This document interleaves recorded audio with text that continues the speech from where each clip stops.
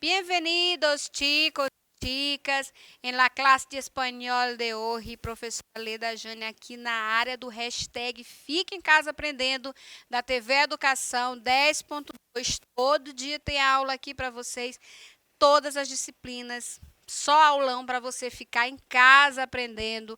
Em breve tudo isso passa e a gente se encontra novamente.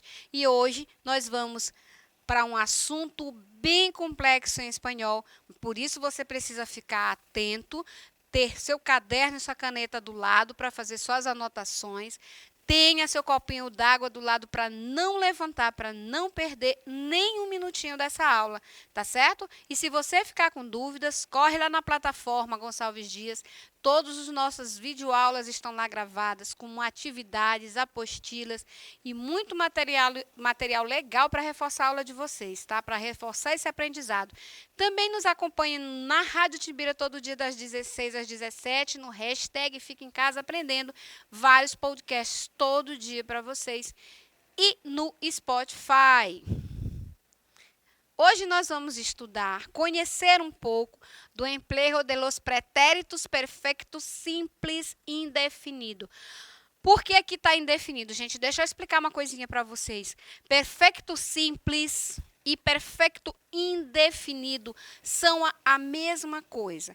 Alguns chamamos de perfecto simples, algumas gramáticas, e outros chamam de perfecto indefinido. Eu estou me referindo ao pretérito simples da língua portuguesa. E nós vamos ver o que significam todos eles, certo? El pretérito perfecto. O pretérito indefinido ou pretérito perfeito simples é um tempo verbal do modo indicativo, tá? Frisem bem isso, que expressa ações realizadas e concluídas no passado. Seu equivalente na língua portuguesa seria o pretérito perfeito. Como esse tempo indica ações passadas, ou seja, separadas do presente, é comum que ele venha acompanhado com expressões de tempo como ayer, que significa ontem, anoche, que significa ontem à noite, e fiquem muito atentos com esse termo, anoche, para que vocês, ele é um falso cognato, tá? Para que vocês não confundam a noite com noite, com a palavra noite. Anoche significa ontem à noite. Anteayer, antes de ontem. Anteayer, antes de ontem. La semana passada. El año passado. Quando eu não traduzo, gente, é porque eu percebo que é de fácil tradução para vocês, tá bom? El mes anterior. El siglo passado. No século passado. El siglo passado. Aquele dia. Aquela época. Naquela época. Há outro tempo verbal em espanhol que muitas vezes é traduzido como pretérito perfeito do modo indicativo em língua portuguesa, mas que tem um uso diferente do pretérito indefinido. Trata-se do pretérito perfeito composto, o qual também expressa uma ação passada, mas fique atento, ele está estreitamente relacionado com o presente. Observe que o nosso pretérito perfeito simples, ele não tem referência do passado com o presente. Já o pretérito perfeito composto é passado, mas tem referência com o presente. Além de outras nuances relacionadas com as variedades diatópicas, ou seja, de cada região ou país em que se fala espanhol. Eu não sei se vocês vão conseguir assimilar ou associar, mas é mais fácil associar essa questão diatópica com a língua portuguesa, trata isso como variedades linguísticas, né? Então, são vários falares dentro do Brasil.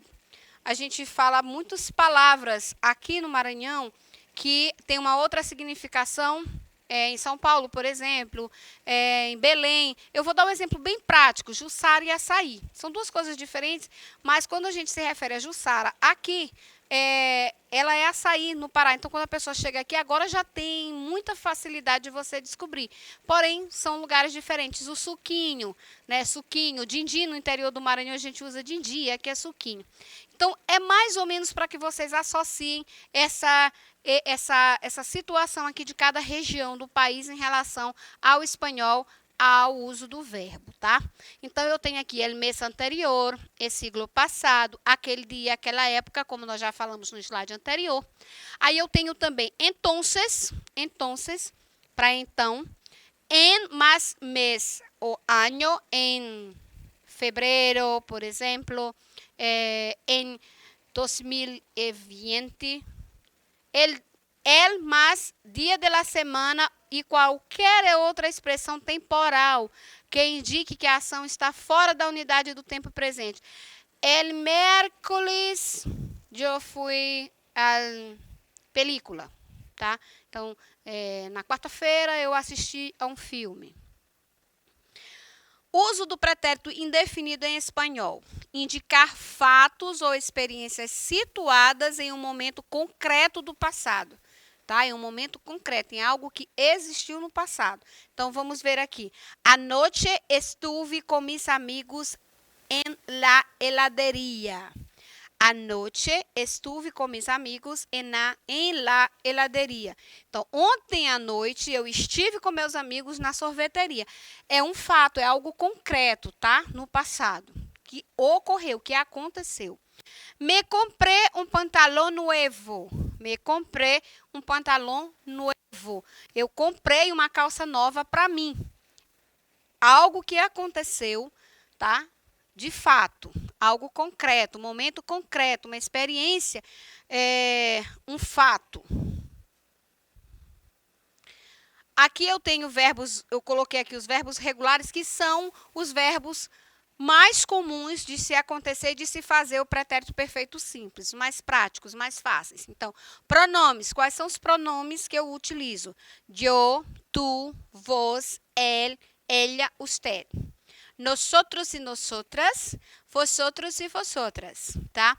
Então, para o verbo cantar, que é um verbo de primeira conjugação, como é que ficaria o pretérito perfeito simple? Eu tenho canté, yo canté, tu cantaste ou vos cantaste, él cantó, ella cantou, usted cantou, nosotros cantamos, vosotros cantasteis.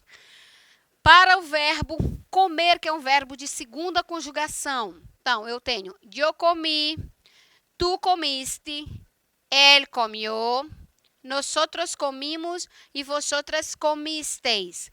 E eu tenho também o exemplo do verbo subir, que está em terceira pessoa, mas se vocês observarem, o verbo subir tem a mesma terminação na conjugação que o verbo comer de segunda conjugação. Então, eu tenho a mesma forma para os dois. E eu não sei se vocês lembram da aula de verbos regulares, onde nós colocamos isso, que a terminação de primeira pessoa tinha um modelo e de segunda e terceira pessoa era o mesmo modelo para as duas terminações. Vamos dar sequência. Fique de horror. As terminações dos verbos de segunda e terceira conjugação, acabei de falar para vocês.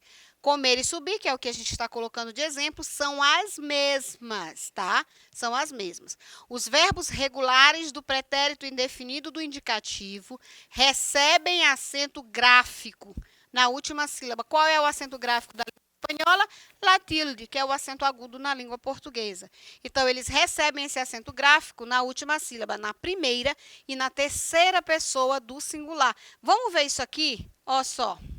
Primeira pessoa do singular, terceira pessoa do singular. Primeira pessoa do singular, terceira pessoa do singular. E está aqui o acento gráfico, la tilde. A terceira pessoa do plural termina com ron. R-O-N. É muito importante prestar atenção nessa terminação, sabe por quê? Porque há verbos que terminam em ran, R-A-N, mas pertencem a outro tempo e a outro modo verbal. O imperfeito do subjuntivo, por exemplo. Se eles cantaram, se eles cantassem, tá? voltando bem aqui. Cantar, cantamos. Bem aqui, ó. A terceira pessoa do plural termina com rom. Cantaram, quando a gente vai fazer a conjugação. Não está nessa slide aqui. Vamos para frente para a gente achar ele. Verbos irregulares. Verbos irregulares. Então, além da irregularidade típica na raiz do verbo regular, irregular, o pretérito indefinido também conta com terminações especiais para esses verbos. Podemos dividi-los em 3 grupos, tá? Então, verbos com raiz irregular, verbos com mudança vocálica e os verbos dar, ser e ir, que tem uma forma específica. Vamos conhecer os verbos irregulares, como é que funciona o pretérito perfeito desses verbos irregulares com raiz irregular. Então, são aqueles em que toda raiz é modificada, tá? Compreendem a maior parte dos verbos irregulares em pretérito indefinido. Vamos ver os mais comuns. Gente, a lista é extensa, mas eu destaquei os mais comuns. Então, saber, poder, poner, haber, caber, estar, andar e descer. A raiz deles muda para esta forma, tá certo? Então, SUP para saber muda totalmente aqui. O verbo irregular. Poder, PUD, PUS, HUB para haber, CUPTENER ou TUV, estuve para estar, andar, anduve e DIJ para descer. Fique de olho. Os verbos terminados em docir têm a raiz modificada para DUJ, tá? Os correspondentes dos verbos irregulares mantêm as mesmas irregularidades na raiz e nas terminações. Mantener, mantuve. Convenir, conive. Desarcer, deschique e DX com Z no final e C aqui. Então, isso aqui é uma coisa que vocês precisam anotar e precisam ficar de olho. Gente, nós temos 12 tipos de verbos na língua espanhola. E é óbvio que vocês não vão dominar todos, né? Nós estamos destacando nas aulas o que mais vocês vão utilizar. Na língua portuguesa, nós temos diversas conjugações, tá? Dos verbos. E nós não dominamos, na nossa própria língua, nós não dominamos todas essas conjugações. De vez em quando a gente tem uma dúvida, tem que voltar lá na gramática, que tem que dar uma estudada. Então, se é difícil no nosso idioma, imagine no idioma que não é o nosso idioma de origem. Então, precisa ficar bastante atento, fazer as anotações e estudar. Vamos dar continuidade. Aqui eu tenho uma tabela para mostrar isso para vocês. Então, eu tenho aqui a lista de pronomes, que vocês já conhecem, e eu tenho aqui o verbo andar, estar, a ser e descer. Como é que vai ficar com essa mudança de raiz? Então, yo anduve, estuve. Observem bem que eu coloquei 2 verbos aqui de primeira conjugação. Yo hice e dije. Para o verbo a ser e descer. Observe a estrutura do verbo aqui, a ser, a raiz dele já mudou aqui, já ficou H-I-C e aqui H-A-C, tá? A mesma coisa o verbo descer. Então, vamos conjugar primeiro aqui o verbo andar. Então, you anduve, tu anduviste, él anduvo, nosotros anduvimos, vosotras anduvisteis, ellos anduvieron. Tá? Aí, olha aqui, entrando aquele termo lá que eu falei no slide anterior, tá? Que termina com R-O-N. E que não pode confundir com o substantivo, que termina com R-A-N.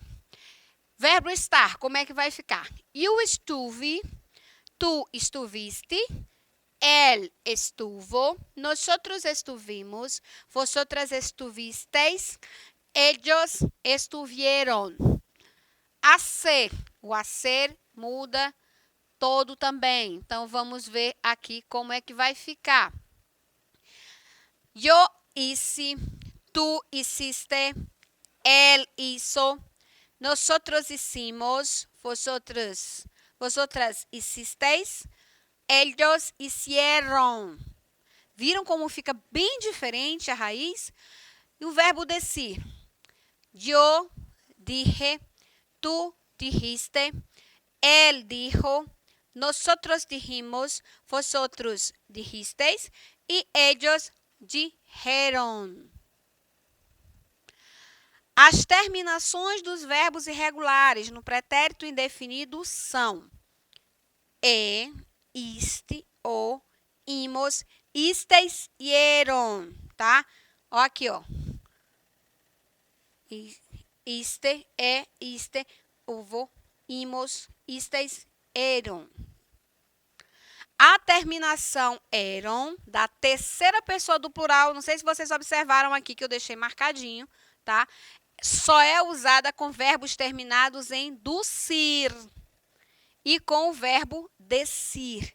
Então, voltando aqui, somente com verbos terminados em decir ou usir, eu utilizo na terceira pessoa do plural essa terminação ron, tá certo?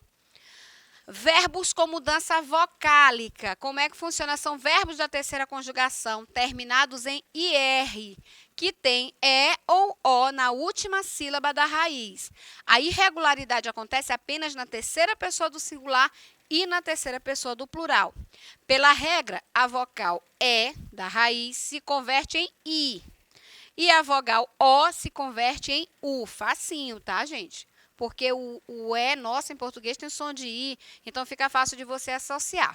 As terminações desses verbos são as mesmas dos regulares. Alguns exemplos são pedir, repetir, morrer, dormir, mentir e seguir. Fique de olho, a Diana Gonçalves não está aqui, mas mandou o recado dela, tá? Em verbos com duas vogais seguidas, ouvir, para ouvir, ó, eu tenho O e o I. Ler, para ler. A vogal da terminação é convertida em Y nas terceiras pessoas do singular e do plural. Também segue as regras de acentuação dos hiatos, que é uma próxima aula nossa. Então, aqui a segunda, ó, nas terceiras pessoas do singular, do plural. A segunda letra é convertida em Y para I, tá? Então, não tem leir, vai ficar leir com Y, certo? Então, aqui, olha só, vamos ver na tabela. Eu pedi, tu pediste, él pediu, nosotras pedimos, vosotras pedisteis, ellos pidieron. Observem que nós temos aqui dois destaques.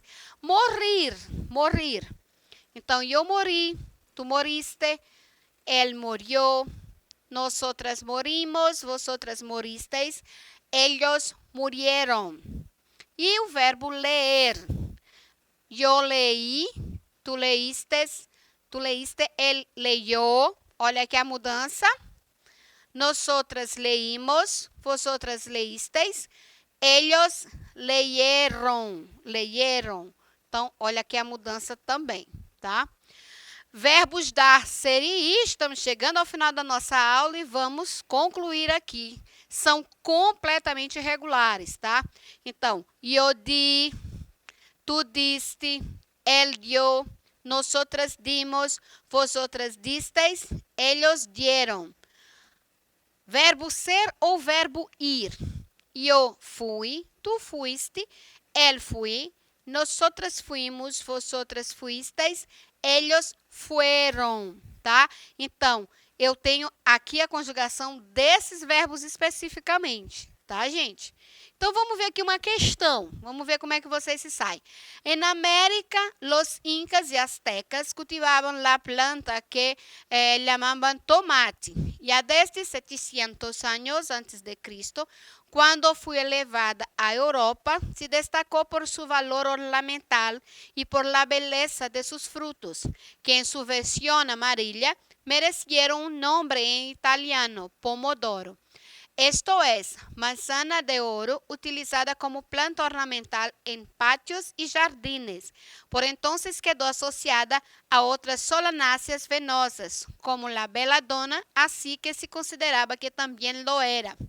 No invierno, sus hojas contienen, como las de la planta de la papa, un alcaloide llamado solanina. Hasta el siglo XXI, los tomates no fueron universalmente aceptados como alimento e incluso entonces todavía se cocían durante horas para eliminar sus venenos.